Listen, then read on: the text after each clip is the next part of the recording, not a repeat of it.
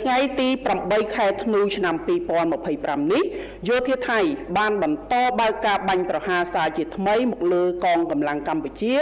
នៅគ្រប់ទិសនៅក្នុងយុទ្ធភូមិភាគទី4ចាប់ពីវេលាប្រមាណម៉ោង 5:04 នាទីព្រឹកការបើកការបាញ់ប្រហារនេះធ្វើឡើងក្នុងតំបន់អានសេះនៅប្រាសាទតាម៉ុនធំនៅប្រាសាទព្រះវិហារនៅ5មករានៅចំការជែកនៅមុំ3នៅភ្នំខ្មោចនិងគោល8នៅប្រាសាទតាក្របីនិងប្រាសាទខ្នាលើពីនេះទៅទៀតការបាញ់ប្រហាររបស់យោធាថៃឈានទៅដល់ភូមិរស់នៅរបស់ប្រជាពលរដ្ឋនៅក្នុងខេត្តឧត្តរមានជ័យខេត្តព្រះវិហារបានបណ្ដាលឲ្យប្រជាជនស្លូតត្រង់រងរបួសមួយចំនួននិងមានការឆេះផ្ទះសម្បែងរបស់ប្រជាពលរដ្ឋស្លូតត្រង់ជាច្រើនខ្នងនិងធ្វើឲ្យប្រជាជនក្មេងចាស់ប្រុសស្រីត្រូវបង្ខំចិត្តជម្លៀសទៅទីតាំងសុវត្ថិភាពបណ្ដោះអាសន្នភ្លាម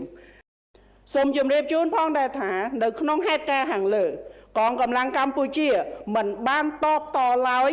ដោយប្រកាន់ខ្ជាប់នៅបំផុតនៅការគោរពនិងការអនុវត្តបទឈប់បាញ់និងសេចក្តីថ្លែងការណ៍រួមស្តីពីកិច្ចព្រមព្រៀងសន្តិភាពរវាងកម្ពុជាថៃរួមទាំងគោលការណ៍ឯកភាពគ្នារវាងកម្ពុជានិងថៃដោយឈរលើមូលដ្ឋាននៃការដោះស្រាយរាល់បញ្ហាដោយសន្តិវិធីត្រឹមត្រូវ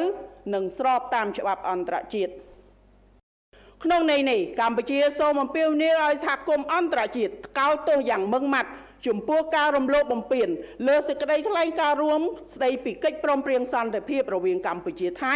និងសកម្មភាពខុសច្បាប់របស់ថៃម្ដងហើយម្ដងទៀតដោយទាមទារឲ្យថៃទទួលខុសត្រូវទាំងស្រុងចំពោះអំពើរំលោភបំពានដ៏កម្រៅនេះកម្ពុជាអំពាវនាវឲ្យភាគីថៃ